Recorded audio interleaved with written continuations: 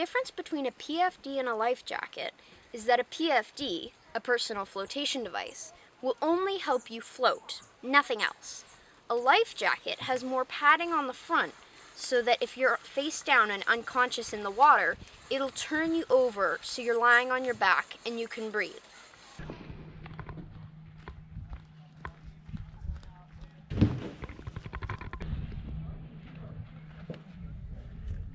Before you launch your canoe or your kayak, you need to be able to show where you're actually allowed to go boating.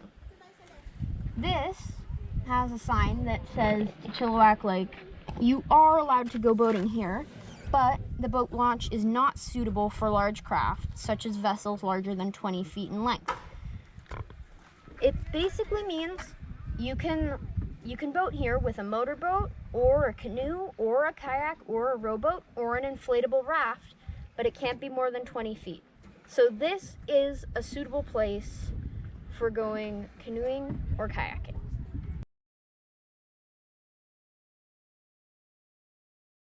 Hey, no, don't drink that! Because you don't know what's in it. You don't know who's peed in there. Tons of animals live in there. That's dirty. You have to purify it. To purify water, you need to boil it till it's at a roaring boil.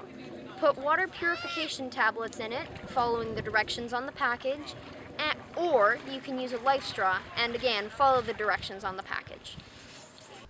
A basic list of the equipment Transport Canada requires you to have in your canoe for a 1-hour trip is a signaling device, a bailer, a PFD, one per person, and a throw bag filled with rope.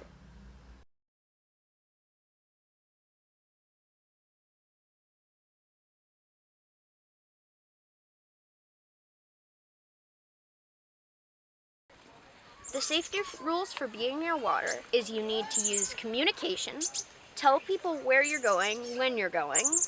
You need to be respectful of others and their spots on the beach side or the lake side.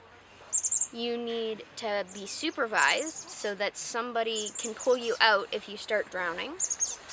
And you need to respect the wildlife that's here because it's their home. Sophia, you go around to the other side of the canoe, and when you stay where you are, I'm going to teach you something.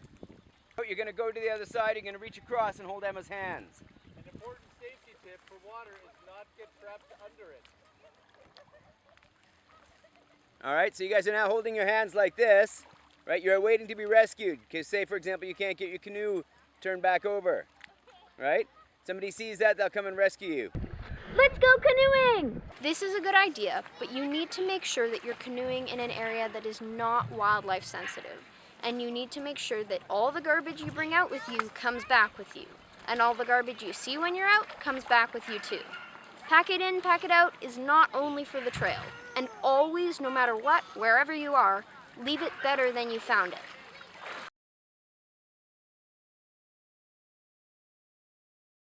What do I do? Get help! Call a scouter, call a responsible adult, call 911. Find a lifeguard if there is one. But I can just go. Don't attempt a rescue by yourself unless you have training like Bronze Cross or lifeguard qualifications. Common whistle signals are 1 blast, which means attention, 2 blasts, which means stop, and 3 blasts, which means it's an emergency. You can prove that you can throw a throw bag to your scouters when you're on a canoe expedition with your scout group, or you can film your own family expedition and have video proof of you throwing a throw bag. The parts of the canoe are the stern, the back seat, the thwart, the front seat, the bow, the keel, and the gunnels. The parts of the paddle are the handle, the shaft, the blade, and the tip. The signs and symptoms of mild hypothermia are shivering, blue lips, confusion, and skin that is cold to the touch. For this requirement, you can take part in paddling activities with your family, or with your scout group, or with your friends. Just make sure you have 2, and if it's not with a scouter, make sure somebody signs off or gets video proof of your 2 canoe trips.